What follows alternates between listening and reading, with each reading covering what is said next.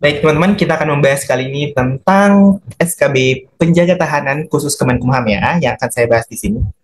Baik, untuk materinya apa aja yang akan diuji ke di SKB nanti? Yang pertama, Undang-Undang 1945. Ingat teman-teman, untuk Undang-Undang 1945 ini lebih baik difokusin kepada materi bagian seperti pertahanan dan keamanan ya.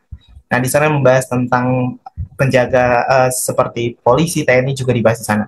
Kemudian Undang-Undang HAM, Undang-Undang ASN. Kemudian kemampuan khususnya itu membahas tentang Undang-Undang Pemasyarakatan, KUHP, KUHAP, Permenkumham Tata Tertib Lapas dan Rutan, Permenkumham Pengamanan Lapas dan Rutan, Permen Panja F Pengaman Kemasyarakatan, Undang-Undang Narkotika, Instruksi Presiden Republik Indonesia Nomor 2 Tahun 2020 tentang Rencana Aksi Nasional P4GN tahun 2020 sampai 2024. Kemudian di sini juga kita membuka kelas SKB Penjaga Tahan Kemenkumham.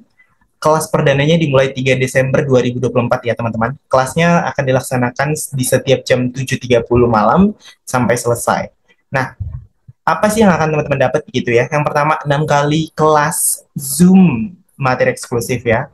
Kemudian grup pejuang SKB Penjaga Tahanan. Kemudian kelas dimulai dengan materi dan diakhiri dengan kuis pemantapan dan pembahasan.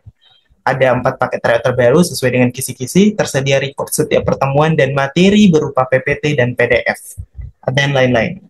Nah, kelas perdananya tadi udah saya sebutkan, untuk paket Theo dan kelasnya itu 199.000 saja. Paket Theo hanya 99.000 dan kontak yang bisa teman-teman hubungi bisa di sini ya. Kemudian atau teman-teman bisa langsung klik link di deskripsi atau komen yang saya pin untuk daftar. Silakan ya teman-teman. Oke. Nah, kali ini kita akan membahas tentang beberapa soalnya ya. Yang pertama, disiplin PNS itu apa sih gitu ya? A. Kesanggupan PNS menaati hak dan menghindari larangan yang ditentukan dalam peraturan perundang-undangan. Atau B. Kemampuan PNS untuk memberikan hak dan menghindari larangan yang ditentukan dalam peraturan perundang-undangan. Atau C. Kesediaan PNS untuk mendapatkan hak dan menghindari larangan ditentukan dalam peraturan perundang-undangan. Atau D. Kesanggupan PNS untuk menaati kewajiban dan menghindari larangan yang ditentukan dalam peraturan perundang-undangan. Atau E. Kemampuan PNS untuk menaati kewajiban dan melakukan larangan yang ditentukan dalam peraturan perundang-undangan. Mari kita lihat jawabannya adalah D.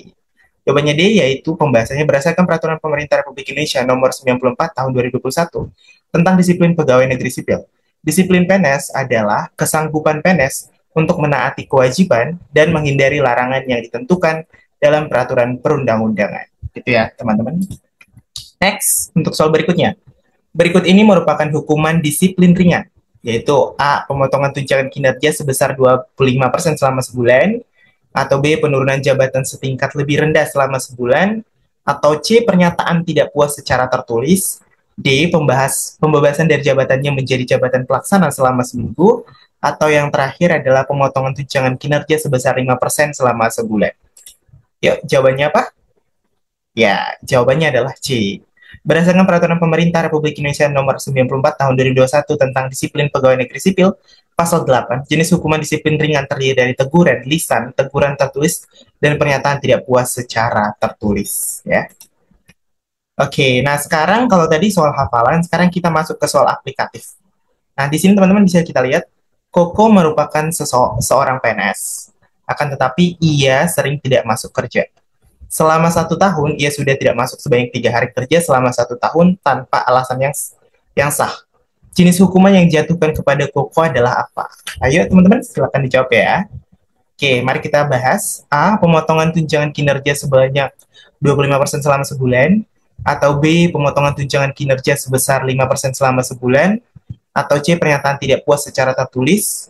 Atau D. Pembebasan dari jabatannya menjadi jabatan pelaksana selama seminggu. Atau E. Teguran lisan.